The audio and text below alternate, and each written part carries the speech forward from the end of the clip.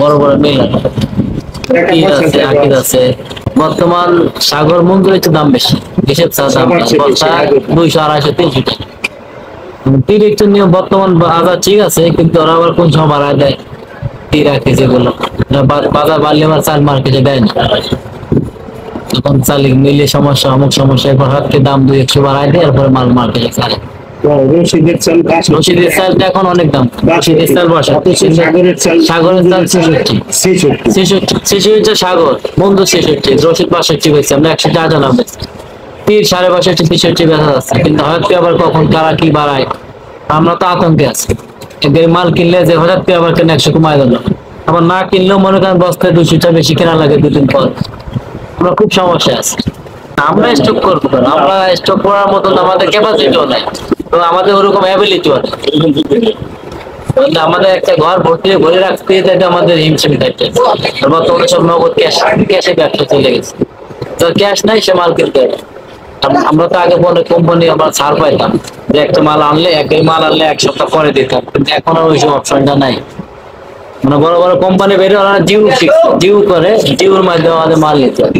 Due করতে কিন্তু 20 টাকা ছাড়া ডিউ করা যায় না। আমার কেমন আছে, আমার পরামর্শ সরকারের দিকে চোখ দিক, বড় বড় মিলারদের সাথে বা বড় বড় যারা শিল্প ব্যবসায় ঢুকছে এদের সাথে এরা বাজার নিয়ন্ত্রণ কিভাবে করে, সরকারের সহযোগিতা করুন।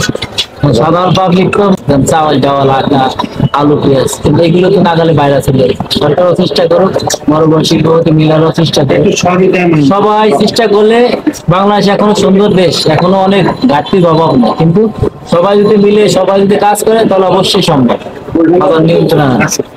সরকারও একা পথে সম্ভব না, সরকারও সহযোগিতা করা লাগবে।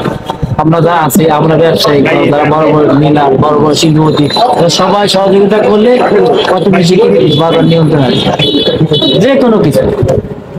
আমরা চাই সরকারের সহযোগিতা আপনারা করেন, আমরাও করি এবং মিলাররাও করি, বড় বড় শিল্পপতি যারা ব্যবসায় জড়িত তারাও করে। জনগণের দিকে সবাই চোখ, সাধারণ পাবলিক উপভুক্ত হবে।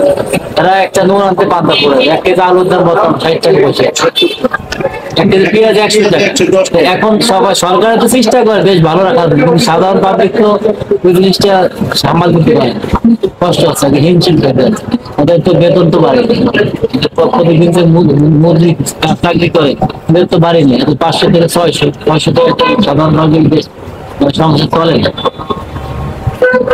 চাই সবাই সহযোগিতা করে দেশটা যাতে সুন্দর হয়, সুন্দরভাবে দেশ চলে, সেভাবে সবাই দৃষ্টি দেয়।